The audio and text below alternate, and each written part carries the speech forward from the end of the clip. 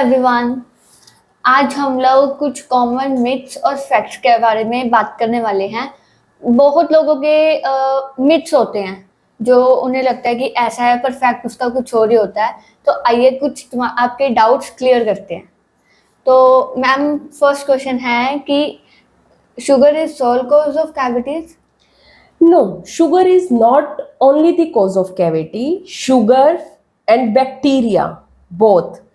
जब वहां पर शुगर रहता है और बैक्टीरिया अटैक करते हैं and with time it cause cavity.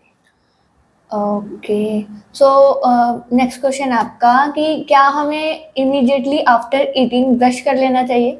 आपको इमीडिएटली कभी नहीं करना चाहिए। आप पहले कुछ भी खाते हैं तो उसके बाद आपको कुछ टाइम वेट करना चाहिए, क्योंकि अगर आप एसिडिक फूड खाते हैं तो उसके तुरंत बाद आप ब्रश कर लेते हैं तो ये आपके दांतों पर नुकसान करेगा। तो आपको एटलीस्ट हाफ आवर का वेट कीजिए, आफ्टर दैट आप ब्रश कर सकते हैं। मिनिमम हाफ आवर आपको वेट करना पड़ेगा।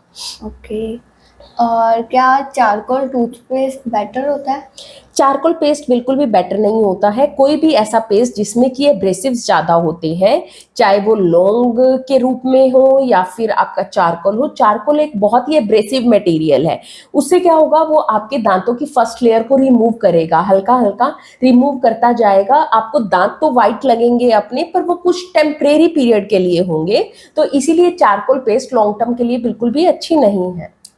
ओके, सो कई लोगों का मिथ होता है ऐसा कि अगर हम अपर फ्रंट टूथ रिमूव कराते हैं तो हमारी आई साइड पे इफेक्ट पड़ता है। नहीं, आपकी आईसाइट पे पहला ऐसे लोग सोचते थे कि दांत रिमूव नहीं कराते थे कि मेरी आईसाइट वीक हो जाएगी, पर ऐसा नहीं होता। जो आपकी आई को नर्व सप्लाई करती है वो डिफरेंट होती है, जो आपके टूथ को सप्लाई करती है वो डिफरेंट होती है।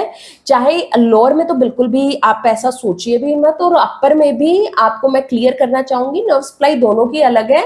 तो कोई भी दांत निकालने पर आपकी आईसाइट पे इसका इफेक्ट नहीं पड़ता है। तो अगर आपको एडवाइस किया गया है, लोग ऑर्थो में जैसे ब्रेसिस ट्रीटमेंट हो रहा होता है, दांत निकाले जाते थे, तो बहुत से लोग इसलिए अवॉइड करते थे, पर ऐसा नहीं है। दोनों बिल्कुल सेपरेट है, दोनों की नर्व्स।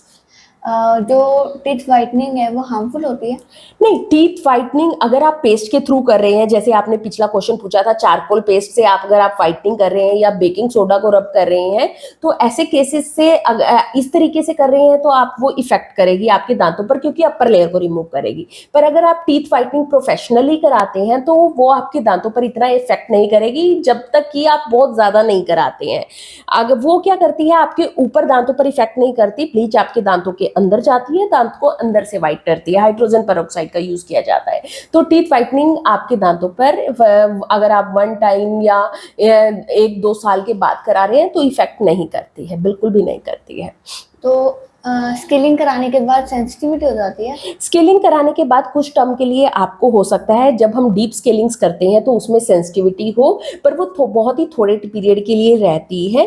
पर स्केलिंग के बेनिफिट ज़्यादा है एज कम्पेयर टू दैट, तो वो आपकी हेल्थ के लिए अच्छी होती है। अगर आप नहीं कराएंगे तो वो आगे जाकर आपका पेरियो प्रॉब्लम बढ़ती जाएगी, आपको पायरिया हो जाएगा, तो इस तरीके की प्रॉब्लम्स रहती है। तो वो उसको क्लीन कराना ज़रूरी होता है। Thank you.